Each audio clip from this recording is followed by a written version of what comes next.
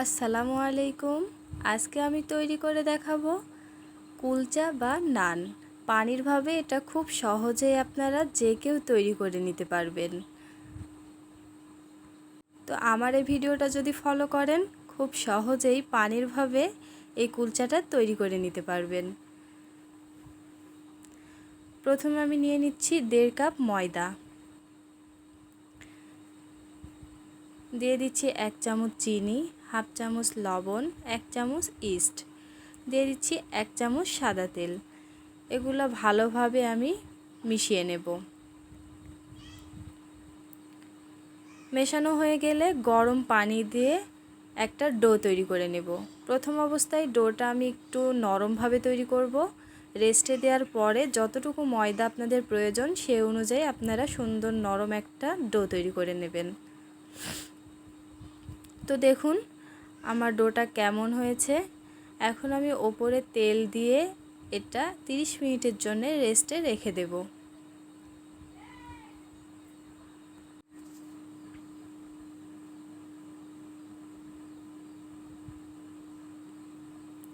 তো দেখুন এখন আমি একটা প্লেট দিয়ে 30 মিনিটের জন্য এটা রেস্টে রেখে দেব।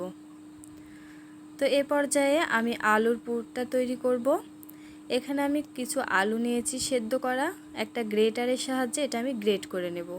এইভাবে যদি গ্রেট করেন ভিতরে যে দানা ভাবটা গুটি গুটি এগুলা থাকবে না।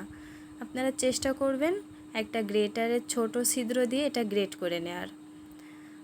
তো এখানে আমি দিয়ে দিচ্ছি একটা পেঁয়াজ কুচি, কয়েকটা কাঁচা মরিচ কুচি, একটা রসুন কুচি, দিয়ে দিচ্ছি ভাজা গোটা জিরে, দিয়ে দিচ্ছি পরিমাণ মতো লবণ। আমি এখানে তেলটা দিয়েছি, এটা স্কিপ হয়ে গেছে। আপনারা 2 চামচ তেল দিয়ে এটাকে মেখে নেবেন। আমি দিয়ে দিচ্ছি এখানে কালো জিরা। তো দেখুন 30 মিনিট পর আমার ডোটা ফুলে ডাবল হয়ে গেছে এবং কতটা সফট, কতটা সুন্দর হয়েছে আপনারা দেখলে এটা বুঝতে পারবেন। তো এখন আমি অল্প অল্প আটা দিয়ে সুন্দর একটা ডো তৈরি করে নেব, সফট ডোটা তৈরি করে নেব।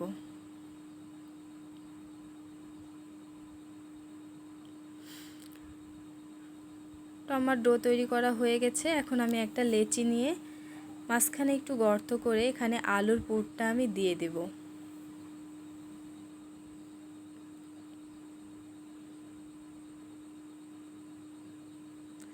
আলুর পুরটা দিয়ে মুখটা ভালোভাবে কোট করে দেবেন, দিয়ে এটা সুন্দরভাবে একটু ময়দা দিয়ে লম্বাভাবে বেলে নেবেন। আপনারা আপনাদের ইচ্ছা মতো শেপ দিয়ে নেবেন, গোল বা লম্বা সেটা আপনাদের মন মতো আপনারা করে নেবেন, কিন্তু এটা লম্বাটে করলে বেশি ভালো লাগে দেখতে। তো দেখুন আমি কতটা মোটা করেছি। তো এইভাবে আপনারা করে নেবেন। আমি আরও একটা তৈরি করে দেখাচ্ছি।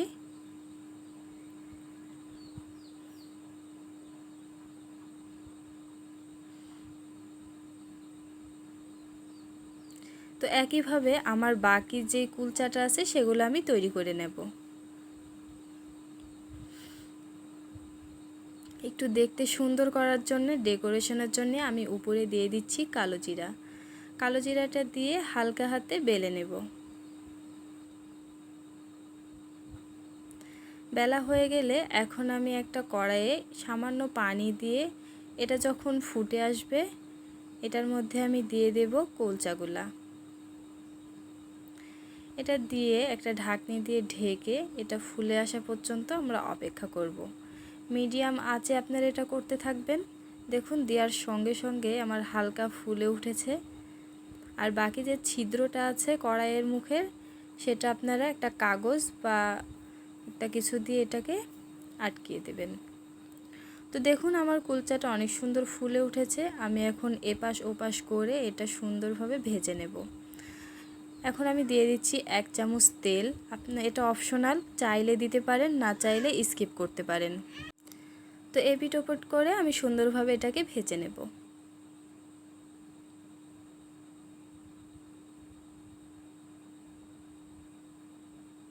আরও একটা ভেজে দেখাচ্ছি। পানিতে আমি আরও একটা কুলচা দিয়ে দিচ্ছি, দিয়ে এটা ঢাকনি দিয়ে ঢেকে দেব। সেম প্রসেসেই আমি বাকি সবগুলোই করে নিচ্ছি। তো দেখুন কত সুন্দরভাবে ফুলে উঠেছে। এখানে আমি ওপরেই সামান্য একটু তেল ব্রাশ করে উল্টিয়ে পাল্টিয়ে এটাও ভেজে নেব।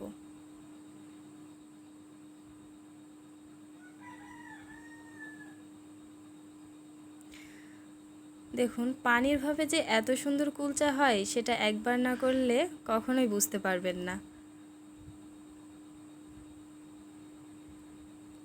তো দেখুন আমার কুলচাটা অনেক সুন্দর ফুলে উঠেছে। আমি এপাশ ওপাশ করে এটাকে ভেজে নামিয়ে নেব। দেখুন কতটা সুন্দর হয়েছে।